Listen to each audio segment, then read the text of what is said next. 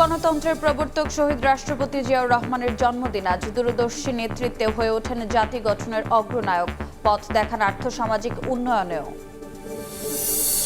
নির্বাচনে যাবে কিনা চিন্তা ভাবনা করছে এনসিপি, বললেন আসিফ মাহমুদ। আপিল শুনানির শেষ দিন ইসির বিরুদ্ধে একপাক্ষিক রায় দেওয়ার অভিযোগ। জুলাইয়ে চানখারপুলে 6 হত্যা মামলার রায় কাল। ডিএমপির সাবেক কমিশনার সহ 8 পুলিশ সদস্যের মৃত্যুদণ্ড প্রত্যাশা প্রসিকিউশনের। আদেশ পালনে বাধ্য ছিলেন, দাবি আইনজীবীর। দিনে দুপুরে সরকারি সিরামিক পণ্য উধাও, পাচারের গোমর ফাঁস। খোদ কর্মকর্তা, লাভ না হলেও বিআইএসএফকে অর্থায়ন শিল্প মন্ত্রণালয়ের। অনিয়ম বন্ধে নেই পদক্ষেপ। এবং স্পেনে দ্রুতগতির 2টি ট্রেনের সংঘর্ষ, প্রাণ গেল 21 জনের, আহত শতাধিক। চলছে উদ্ধার কাজ। মাদ্রিদ ও আন্দালুসিয়ার রেল সেবা স্থগিত।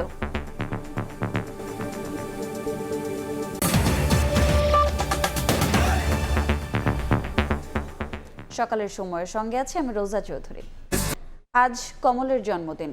বহুদলীয় গণতন্ত্র ও জাতীয়তাবাদের প্রবর্তক জিয়াউর রহমানের 90তম জন্মবার্ষিকী। 1936 সালের 19 জানুয়ারি বগুড়ার গাবতলী উপজেলার বাগবাড়ি গ্রামে জন্ম নিয়েছিলেন তিনি। সমৃদ্ধশালী, সুখী ও স্বনির্ভর বাংলাদেশের স্বপ্ন নিয়ে রাষ্ট্র ক্ষমতায় এসেছিলেন ক্ষণজন্মা জিয়াউর রহমান, যিনি আর্থসামাজিক উন্নয়নে, স্বাধীন পররাষ্ট্রনীতি ও কৃষি বিপ্লব ছাড়াও বাকশাল থেকে বেরিয়ে বহুদলীয় গণতন্ত্র প্রতিষ্ঠা করেছিলেন। স্বাধীনতা, সার্বভৌমত্ব রক্ষার পাশাপাশি জাতীয়তাবাদের আদর্শ ধারণ করে দেশকে নিয়ে গিয়েছিলেন বিশ্ববাসীর কাছে। আহমেদ সালেহিনের রিপোর্ট।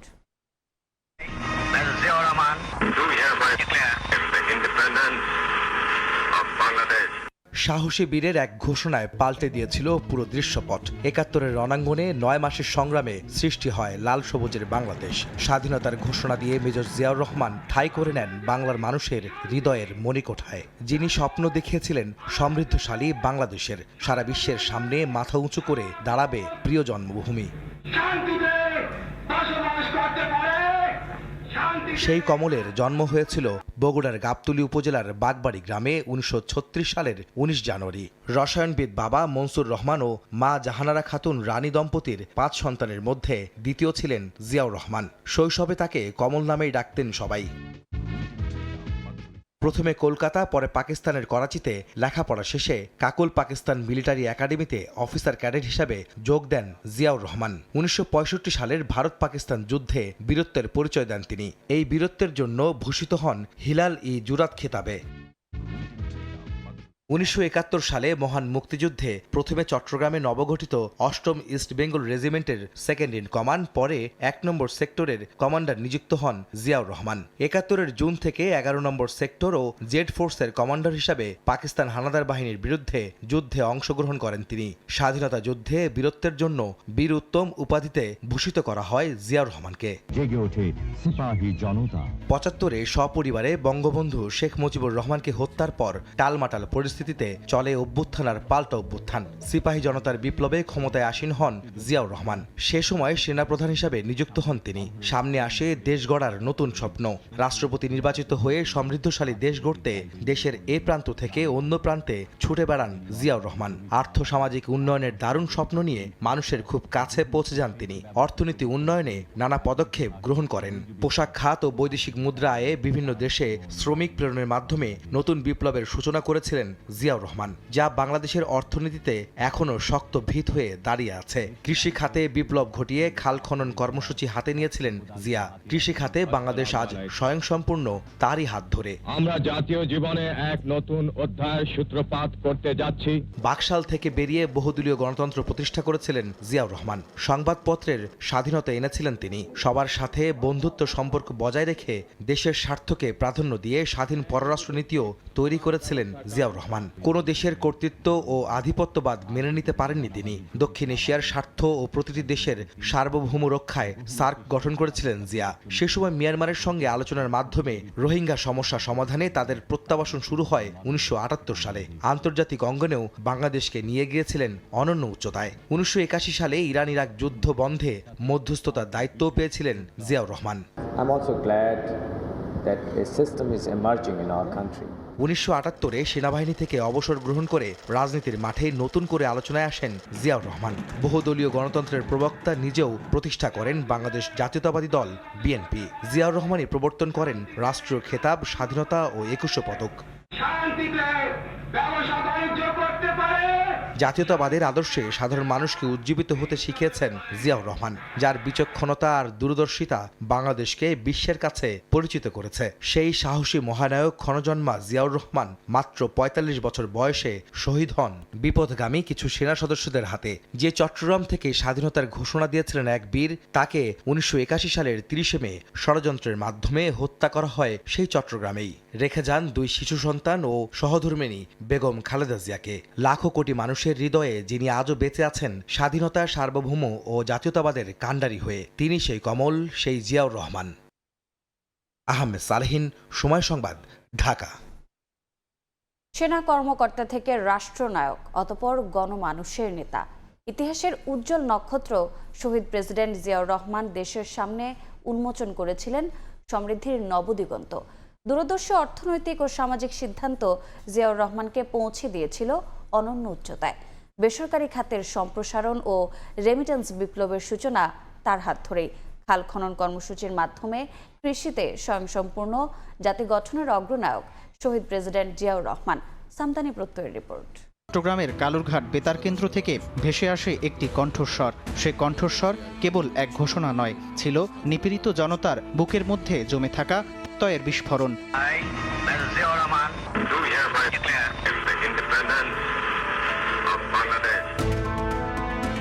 স্বাধীনতার ডাক উচ্চারণ করে যিনি জাতিকে সাহস জুগিয়ে পথ দেখালেন নতুন ভোরের, হয়ে উঠলেন ইতিহাসের ধ্রুবতারা, তার নাম জিয়াউর রহমান। সিপাহী জনতার ঐক্যবদ্ধ প্রতিরোধে, ইতিহাসের দাবিতে ক্ষমতার কেন্দ্রবিন্দুতে আসেন শহীদ প্রেসিডেন্ট জিয়াউর রহমান। যুদ্ধবিধ্বস্ত বাংলাদেশ যখন দুর্ভিক্ষ ও রাজনৈতিক অস্থিরতায় বিপর্যস্ত, তখন তিনি সামনে আনলেন ভিন্ন এক রাষ্ট্র দর্শন। দেশের মানুষ ও সংস্কৃতিকে এক সুতোয় বেঁধে পরিণত হলেন রাষ্ট্রনায়কে। শাসনামলের পুরো সময় জুড়ে প্রমাণ করলেন নেতৃত্ব মানে শুধু মসনদ নয়, ত্যাগ ও জনমানুষের আকাঙ্ক্ষার বাস্তবায়নই তৈরি করে নেতার সংজ্ঞায়ন।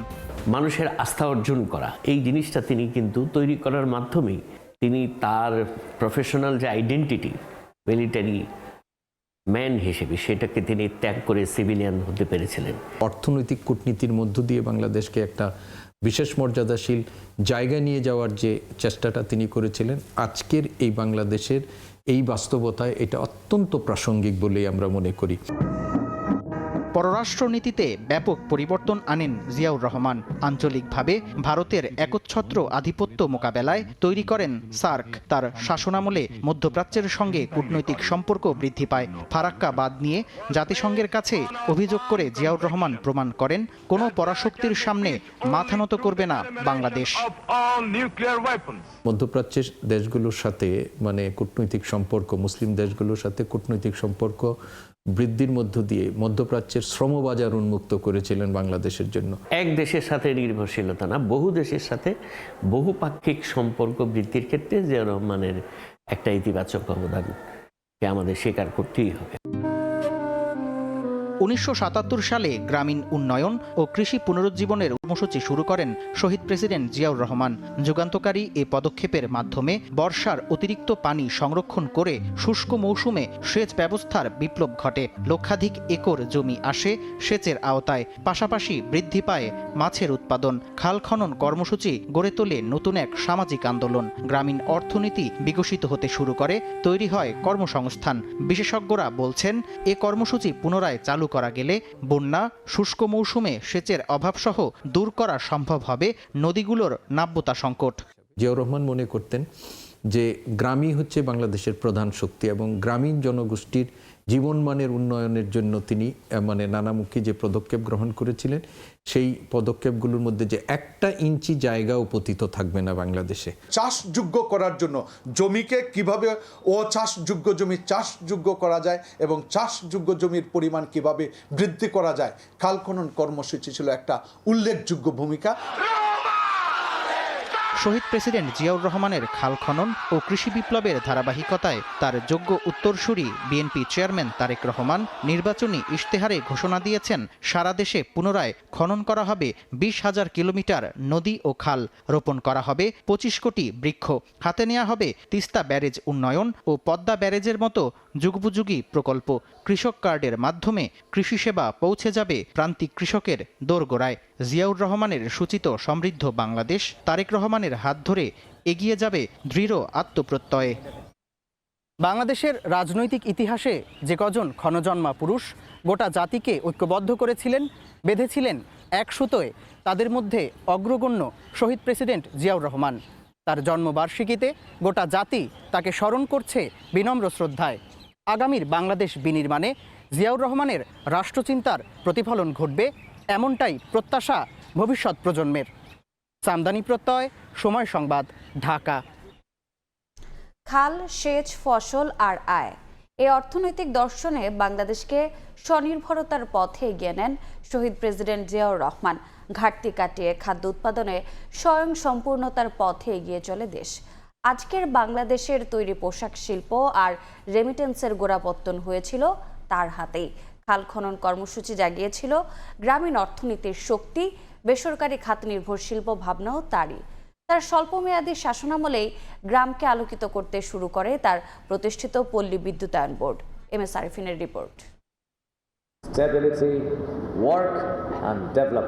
জিয়াউর রহমান সেনানিবাস থেকে রণাঙ্গন, মুক্তিযুদ্ধ ও বাংলাদেশের স্বাধীনতা থেকে রাজনীতি, সবকিছুকে যিনি গেঁথেছেন অর্থনীতির বুননে। স্বাচ্ছন্দ্য ত্যাগ করে জিয়া খাল, সেচ, ফসল আর আয়ে ঘেরা তার সবুজ বিপ্লব কেবল স্লোগান ধ্বনিতেই অনুপ্রাণিত করেনি প্রাণ, বাস্তবমুখী পরিকল্পনা এনে দিয়েছে সফল রূপান্তর, সফলতার যোগান।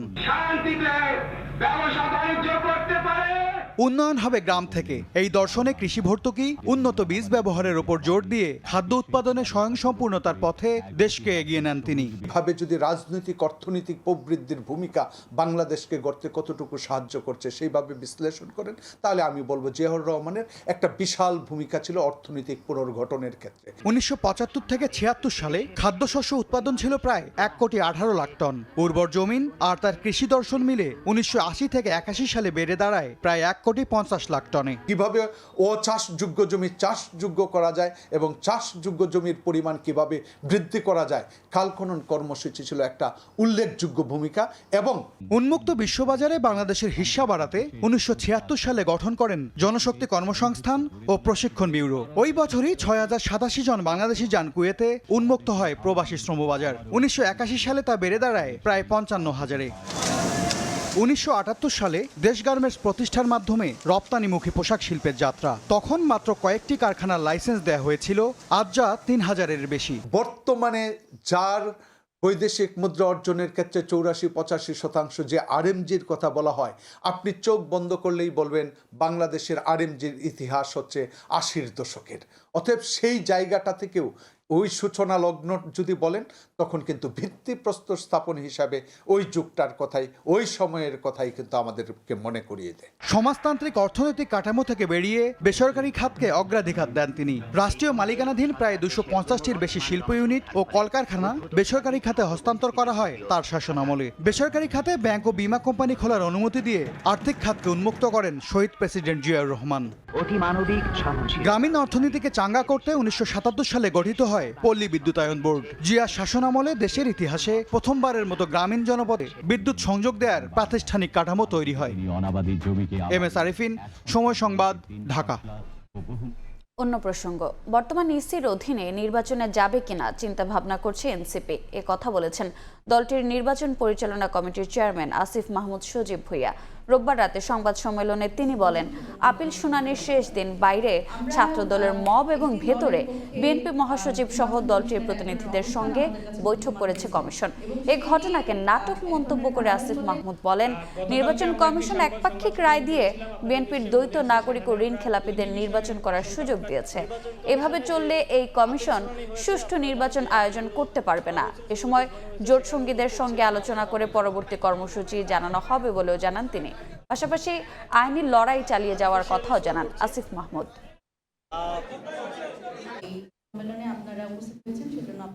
আমরা দেখলাম যে ওনারা ওইখানে বসে আইনের ইন্টারপ্রিটেশন করছেন, ওনারা ওইখানে বসে সংবিধানের ইন্টারপ্রিটেশন করছেন, যেটার কোনোটার এখতিয়ার ওনাদের নেই।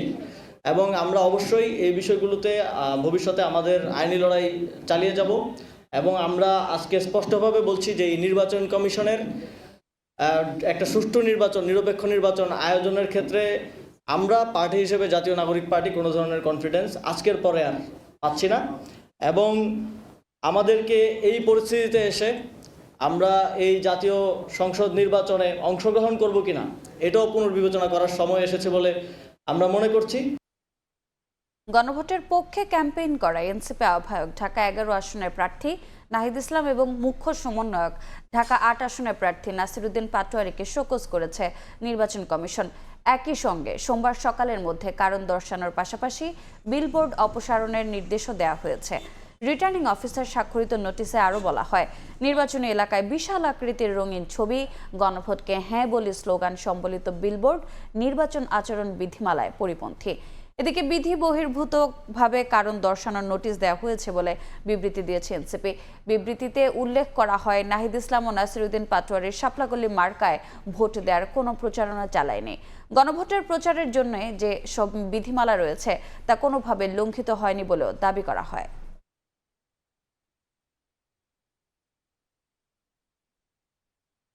শেখ হাসিনার পতনের দিন রাজধানীর চানখারপুলে 6 জনকে হত্যা মামলার রায় কাল। এ মামলায় ডিএমপির সাবেক কমিশনার হাবিবুর রহমান সহ 8 পুলিশ সদস্যের সর্বোচ্চ শাস্তি মৃত্যুদণ্ডের প্রত্যাশা করছে প্রসিকিউশন। যদিও হাবিব সহ 4 পুলিশ কর্মকর্তাই পলাতক রয়েছেন। আসামি পক্ষের আইনজীবীর দাবি, সরকারের আদেশ পালনে বাধ্য ছিলেন তারা। আসিফ মাহমুদ সিয়ামের রিপোর্ট।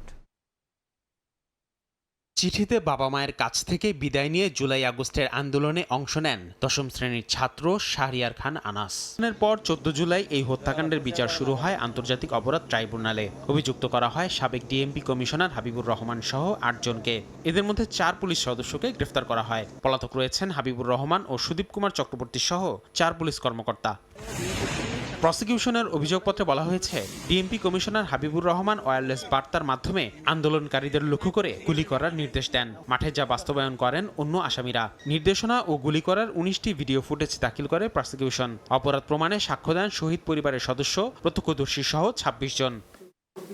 প্রসিকিউশন বলছে, হত্যাকাণ্ডে সরাসরি জড়িতদেরই এই মামলায় আসামি করা হয়েছে। সর্বোচ্চ শাস্তি মৃত্যুদণ্ডের প্রত্যাশাও করেন তারা। কিভাবে তাদের উপরে তাদের সুপিরিয়ররা আন্দোলনকারীদের উপর চাইনিজ রাইফেল ব্যবহার করে গুলি করতে প্রেসার ক্রিয়েট করে, গুলি করতে অস্বীকৃতি জানানোর পরে তাদেরকে কিভাবে গালাগালি করে, হুমকি দেয়। প্রসিকিউশন তাদের মামলা প্রমাণ করতে সক্ষম হয়েছে এবং প্রত্যেকেই এই আইনের সর্বোচ্চ শাস্তি মৃত্যুদণ্ড পাবে বলে প্রসিকিউশন প্রত্যাশা করে। আসামি পক্ষের আইনজীবীর দাবি, পুলিশ সদস্য হিসেবে সরকারের আদেশ পালনে বাধ্য ছিলেন তারা। তারা তাদের ডিউটিটা পালন করেছে। যদি দেখা যেত যে ওই সময় ওই সরকার টিকে যেত, কোনো যেসব সোলজাররা বা যেসব কনস্টেবলরা ধরেন আপনার শুনে নাই, অর্ডার শুনে নাই, তাদেরকে তো বিভাগীয়ভাবে বিচার করা হতো। এই মামলার রায় ঘোষণা করবেন আন্তর্জাতিক অপরাধ ট্রাইব্যুনাল 1। এটি হবে জুলাই আগস্টের হত্যাযজ্ঞের মামলার দ্বিতীয় রায়।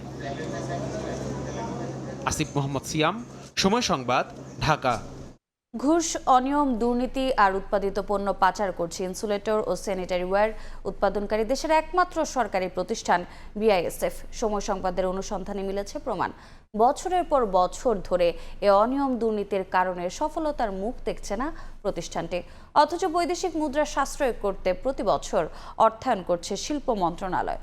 রহস্যজনকভাবে অনিয়ম দুর্নীতি বন্ধে কার্যকর কোনো পদক্ষেপ নেই শিল্প মন্ত্রণালয়ের নিয়ন্ত্রক প্রতিষ্ঠান বিসিআইসিতে। এম এ আজিমের রিপোর্ট, ক্যামেরায় ছিলেন আদিত্য ধর।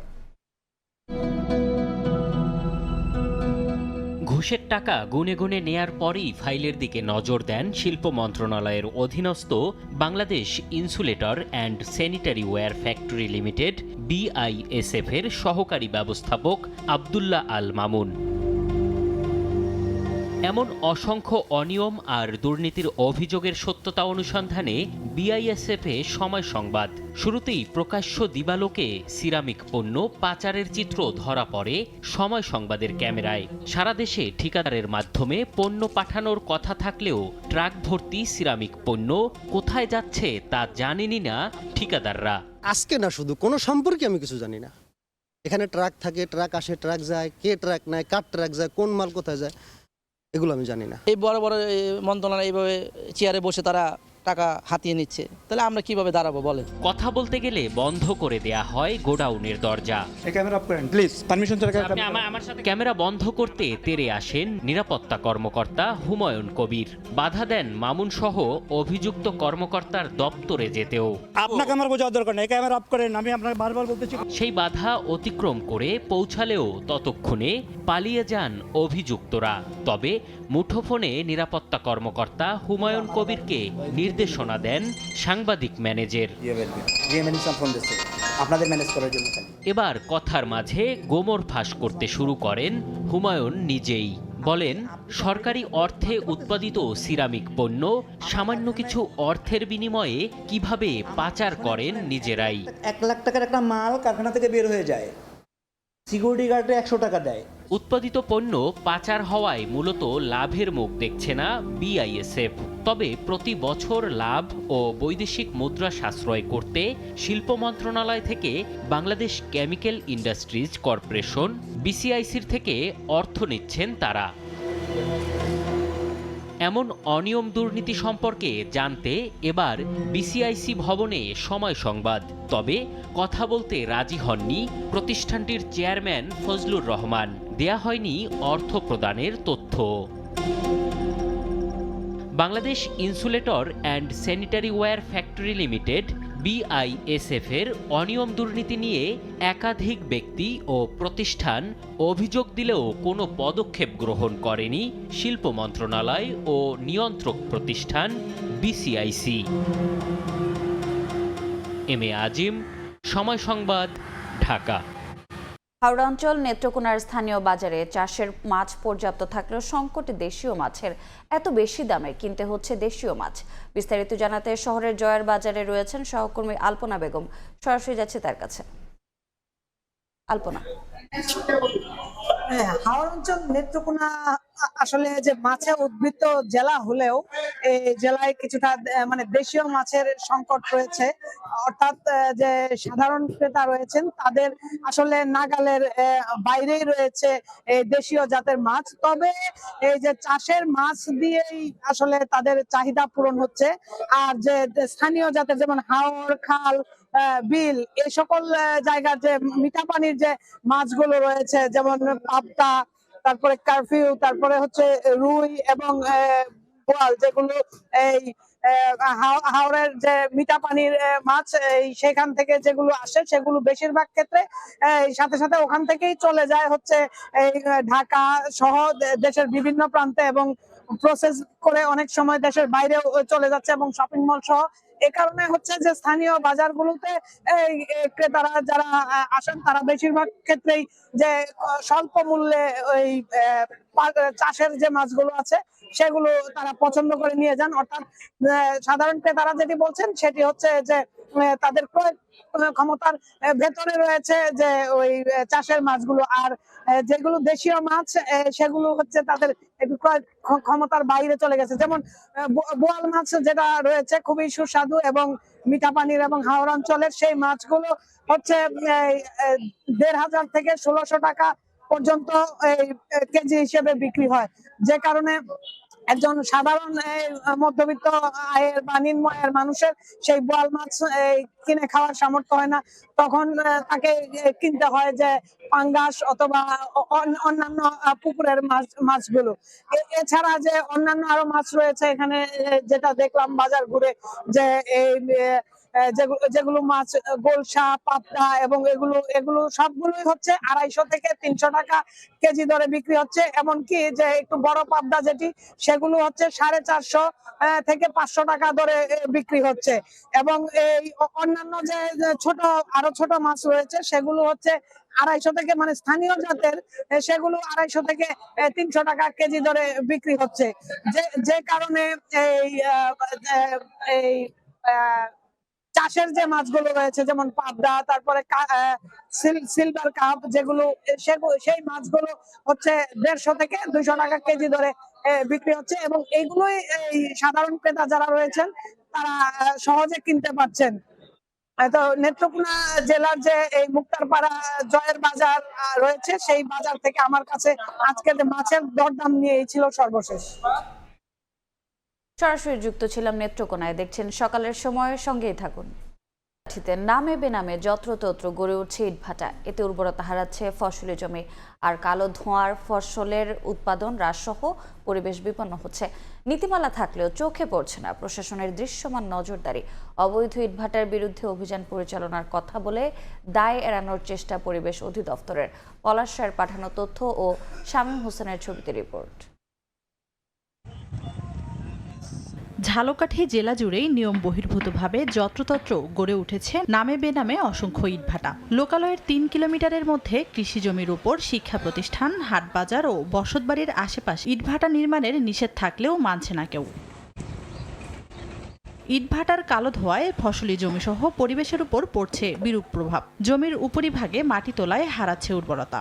স্তূপ ফেলে ফেলে তারা জমাট বাঁধানোর ফলে পানির যে চাপটা এপারে এসে পড়তেছে, এই কারণে এপার ভেঙে যাচ্ছে। যে সীমানা অনুসারে আপনার জমিটা কিনে ওই সীমানায় বরাবর আপনার 40 থেকে 50 ফুট তারা ডিপ করে তারপর সে মাটি কেটে নিয়ে যায়। সব কুয়াশায় ধানের উপরে পরে, ইরিধানের উপরে পরে সব ছড়া দিয়ে যায়। আমরা ধান পাই না, আমরা খেটে শেষ হয়ে যায়। পরিবেশ অধিদপ্তর জানায়, গত বছর 25টি ইটভাটায় অভিযান চালিয়ে 32 লাখ টাকা জরিমানা করা হয়েছিল। মালিকদের সতর্ক করা হয়। এবছরও বেশ কয়েকবার অভিযান চালানো হয়েছে। আমরা যে সকল অবৈধ ইটভাটার বিরুদ্ধে অভিযান করেছি, বন্ধ করেছি, আমাদের কাছে যদি আবার নিউজ আসে যে ইটভাটাগুলো আবার চলছে, আমরাও ইটভাটাগুলো আবার অভিযান করব, ওগুলো আবার বন্ধ করার ব্যবস্থা করব। পরিবেশ অধিদপ্তরের তথ্য অনুযায়ী জেলার 41টি ইটভাটার মধ্যে বৈধ মাত্র 19টি। সময় সংবাদ, ঝালকাঠি। বরগুনায় পর্যটন কেন্দ্রগুলোর মধ্যে অন্যতম শুভ সন্ধ্যা সমুদ্র সৈকত। বঙ্গোপসাগরের কোল ঘেঁষা এই সৈকতে প্রাকৃতিক সৌন্দর্যের পাশাপাশি রয়েছে বিস্তীর্ণ বনভূমি। নৈসর্গিক সৌন্দর্য উপভোগ করতে দূর দূরান্ত থেকে ছুটে আসেন অসংখ্য দর্শনার্থী। কিন্তু ভাঙনে দিন দিন ছোট হয়ে যাচ্ছে এই পর্যটন স্পট, পাশাপাশি উজাড় হচ্ছে সংরক্ষিত ঝাউবন। তাই ভাঙন রোধে দ্রুত কার্যকর পদক্ষেপ নেওয়ার দাবি পর্যটক ও স্থানীয়দের। রুবেল হোসেনের ছবিতে সাইফুল মিরাজের রিপোর্ট। শুভ সন্ধ্যা, নামের মতোই সুন্দর। বরগুনার এই সৈকতের বড় আকর্ষণ সূর্যাস্ত। নৈসর্গিক এ দৃশ্য দেখতে ভিড় করেন পর্যটকরা। তবে দিন দিন কমছে এ সুযোগ। সৈকতটি আকর্ষণ হারাচ্ছে পর্যটকদের। বরগুনার তালতলিতে পায়রা, বিষখালী আর বঙ্গোপসাগরের মোহনার এ বেলাভূমিতে ভাঙনের কারণে কমে যাচ্ছে বনাঞ্চল, পাখিসহ অন্যান্য বন্যপ্রাণীর সংখ্যাও। পর্যটকরা বলছেন, ভাঙন রোধে কার্যকর ভূমিকা না নিলে পুরোপুরি বিলীন হয়ে যাবে বনাঞ্চলটি। ক্ষতিগ্রস্ত হবে স্থানীয় অর্থনীতি ও কর্মসংস্থান। আমি আমার মা বাবার সাথে এখানে ঘুরতে এসেছি, আমার অনেক ভালো লাগছে এই জায়গাটা। ঝাউবন এখন নদীগর্ভে বিলীন হয়ে যাওয়ার পথে এই সৌন্দর্য হারিয়ে যেতে বসেছে। ভেঙে যাওয়া রোধ করার জন্য স্থানীয় প্রশাসনের কোনো দৃশ্যমান উদ্যোগ আমরা দেখতে পাচ্ছি না। সৈকতের ভাঙন ঠেকাতে পদক্ষেপ গ্রহণের আশ্বাস পানি উন্নয়ন বোর্ডের। আমরা সমুদ্রের ঢেউয়ের আঘাত থেকে যাতে ঝাউবনটা রক্ষা করতে পারি, এই জন্য জিও2 দিয়ে বাজেট চাহিদা আমরা একটা প্রেরণ করেছি আমাদের হেড অফিসে। আমরা যদি সেটা অনুমতি পাই, আমরা আশা করতেছি যে ওই জায়গার ভাঙনটা এবং ঝাউবনটা আমরা রক্ষা করতে পারব। শুভ সন্ধ্যা সমুদ্র সৈকতের আয়তন 7.5 বর্গ কিলোমিটার। এর মধ্যে ভাঙনের কবলে 3 কিলোমিটার আর ভাঙনে বিলীন প্রায় 60,000 ঝাউ গাছ। শুভ সন্ধ্যা সমুদ্র সৈকতের জন্য অশুভ সংকেত বয়ে এনেছে বঙ্গোপসাগর সংলগ্ন পায়রা ও বিষখালী নদীর মোহনার অব্যাহত ভাঙন। তাই ভাঙন রোধ করে জনপ্রিয় এই পর্যটন স্পটটি রক্ষার দাবি জানিয়েছেন পর্যটক ও স্থানীয়রা। সাইফুল মিরাজ, সময় সংবাদ, বরগুনা। দেখছেন সকালের সময়। দেশের বাইরের খবর। স্পেনের দক্ষিণাঞ্চলে যাত্রীবাহী দুটি ট্রেনের সংঘর্ষে অন্তত 21 জন নিহত হয়েছেন, আহত হয়েছেন শতাধিক। এদের মধ্যে 25 জনের অবস্থা গুরুতর বলে জানা গেছে। রোববার রাতে আন্দালুসিয়ার আদামুজ এলাকায় দুর্ঘটনা ঘটে। স্পেনের রেল সংস্থা জানায়, মালাগা থেকে মাদ্রিদগামী একটি ট্রেন লাইনচ্যুত হয়ে বিপরীত লাইনে উঠে গেলে অপর দিক থেকে আসা মাদ্রিদ হুয়েলভাগামী ট্রেনটির সঙ্গে সংঘর্ষ হয়। দুর্ঘটনায় দুটি ট্রেনই লাইনচ্যুত হয়ে যায়। এ সময় বহু যাত্রী ভেতরে আটকা পড়েন। খবর পেয়ে দ্রুত ঘটনাস্থলে পৌঁছে উদ্ধার কাজ শুরু করে দমকল কর্মী ও চিকিৎসক দল। এ ঘটনায় মাদ্রিদ ও আন্দালুসিয়ার রেল সেবা সাময়িকভাবে বন্ধ রয়েছে।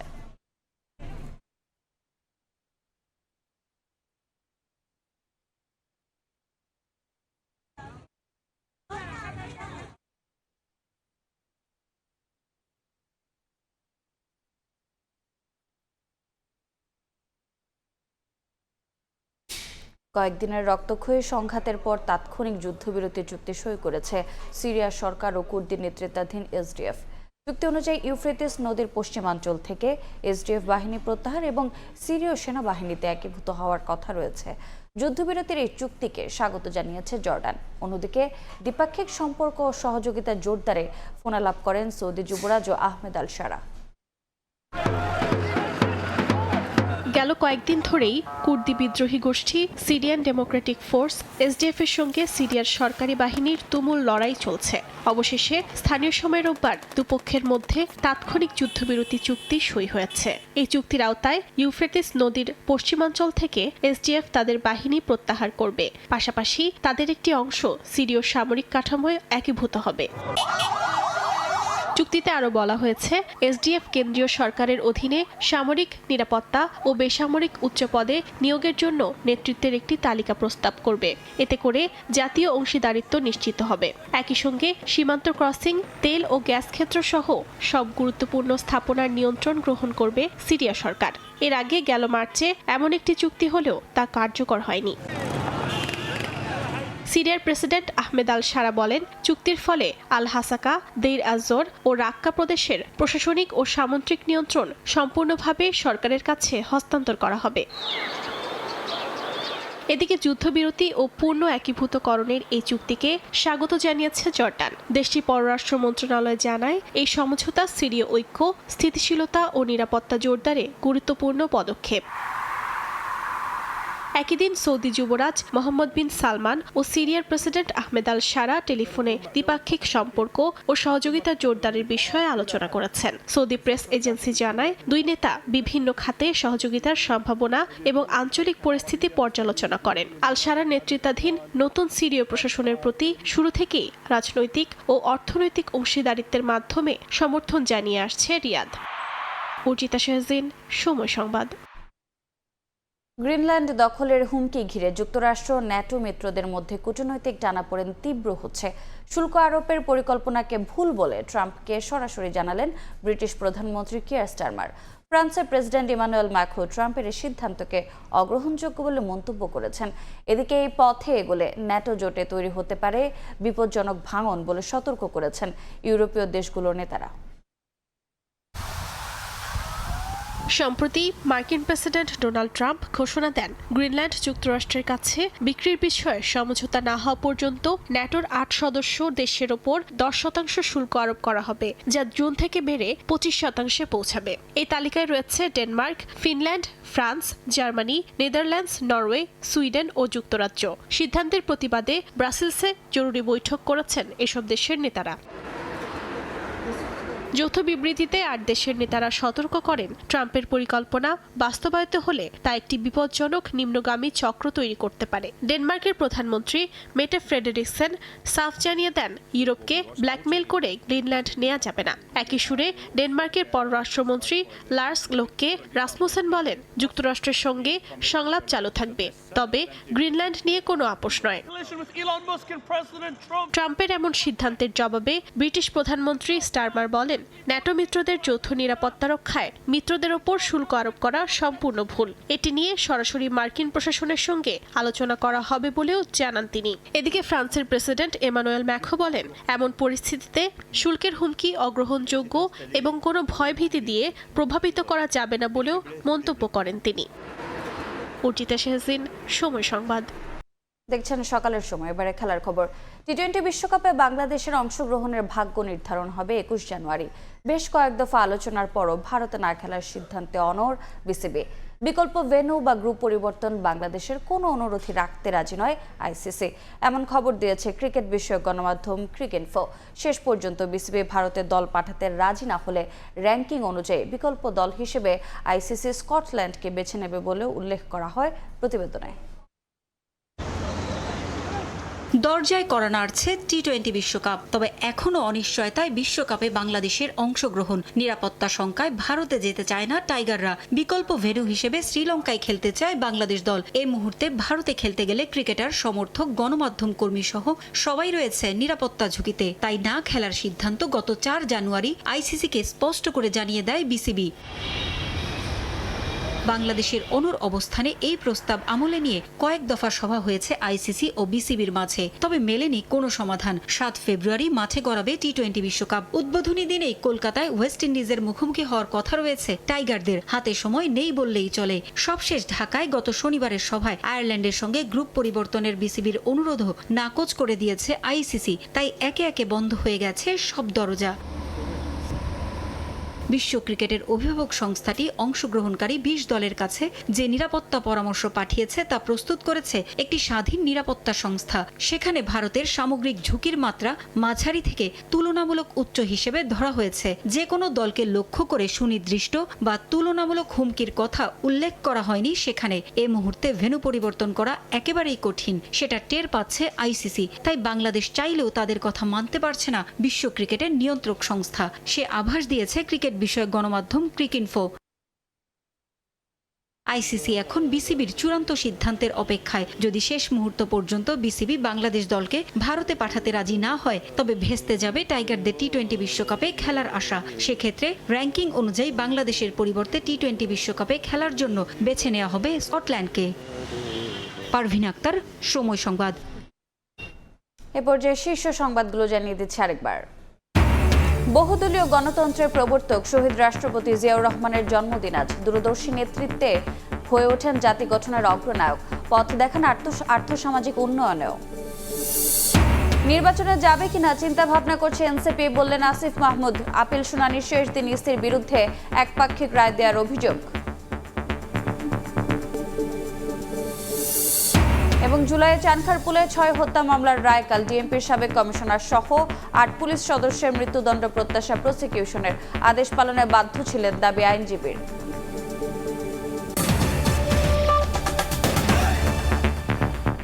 এ ছিল সকালের সময়। আন্তর্জাতিক সময় নিয়ে সঙ্গে থাকবেন মাহতি ইসলাম ধ্রুব। রোজা, আপনাকে ধন্যবাদ। আন্তর্জাতিক সময় নিয়ে আসছে কিছুক্ষণ পর, সঙ্গেই থাকুন সবাই।